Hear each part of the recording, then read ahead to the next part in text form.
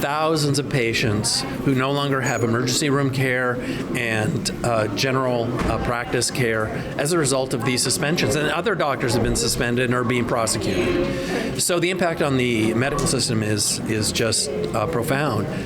But here's the irony of the entire thing. There are no complaints of patient harm, and there's no proof of patient harm. So the only proof of patient harm is that the college is causing harm by suspending these doctors. Tamara Ugolini here with Rebel News. I'm at the Eglinton Grand Centre in Toronto, Ontario for a panel discussion being hosted by Glenn Jung from Bright Light News, which brought 3 American doctors to Canadian soil for the very first time, and we'll have another report on the event itself. But I'm joined here with Michael Alexander, who we have interviewed several times before on the Rebel platform to discuss some updates to the legal landscape here in Ontario, but also, I guess, the ricochet effect into other provinces as well. You have a case in BC, British Columbia. So the last time we spoke, you were up against the CPSO, the College of Physicians and Surgeons of Ontario, in regards to 3 Ontario doctors who have had their licenses stripped in various ways and their ability to practice medicine in the province taken from them for breaking CPSO guidelines. Can you brief our viewers on what those guidelines, the stipulations that were imposed onto doctors throughout the COVID narrative were? So the College of Physicians established 3 COVID-19 restrictions. And the restrictions are that a doctor cannot say anything contrary to public health policies or recommendations. Number 2 is they cannot write medical exemptions for COVID-19 injections. And the third is they cannot prescribe alternative medications for the prevention and treatment of COVID-19, even if they're approved by Health Canada. Right. And so you had gone back to the college anticipation of the disciplinary action that was going to be taken against these doctors, stating that these were guidelines and recommendations. They were never legislated laws or regulations. And so you're really hopeful there because the first motion that you put forward, they did accept that as being accurate. But then what happened thereafter?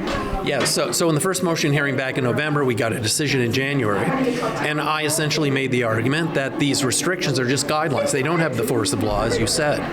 And so you can't have an investigation. You can't have an investigation or a prosecution just because somebody didn't follow a guideline.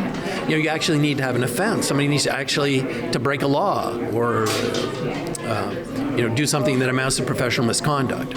So the decision came in January. Alexander, you're right. Your doctors are right. These are guidelines, but the prosecutions will continue. And so I brought a second motion because I said, well, if these restrictions are just guidelines, then let's go back to the investigation orders. So the investigation orders make reference to guidelines, not offenses. So these investigation orders must now fail.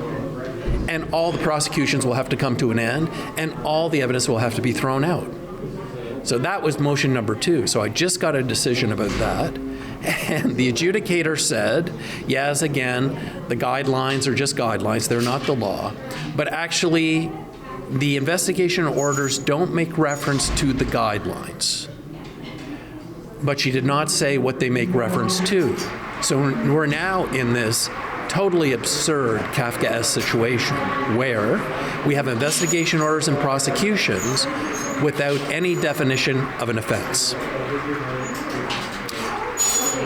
But we're going to hearings in May, June, and July for Drs. Luchku, Phillips, and Trozy, and the hearings are not based on an offense of any kind. So I don't know how that's possible, but it's happening.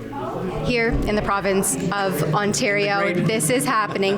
What is the next step on something like this? I mean, how do you even prepare legally for a trial or a hearing, I should say, because this is also kind of a bit of a kangaroo court here with the CPSO. They're their own legislative body, it seems. So how do you prepare for something like this, and what are the next steps? Well, I'll have to begin the hearings by saying, you know what? You don't have an offense here. You can't conduct a hearing. What are you doing? Right? So that'll take about 5 minutes, and then I'll ask them to dismiss the matter. Mm-hmm. Right. And in the meantime, these doctors are not practicing medicine.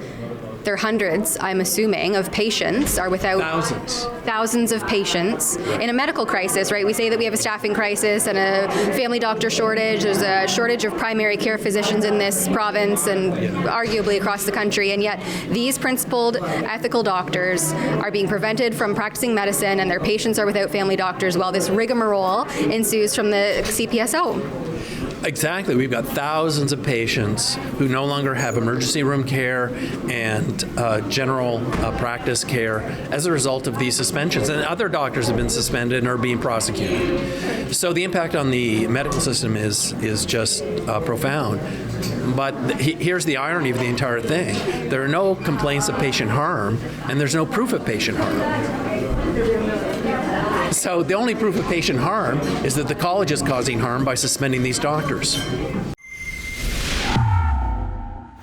The ostracization of principled healthcare staff arguably contributed to the COVID carnage. If you think that all medical professionals should provide their professional opinions without fear of harassment, slandering, or canceling, then head on over to our petition at stopmedicalsilencing.com and sign it today.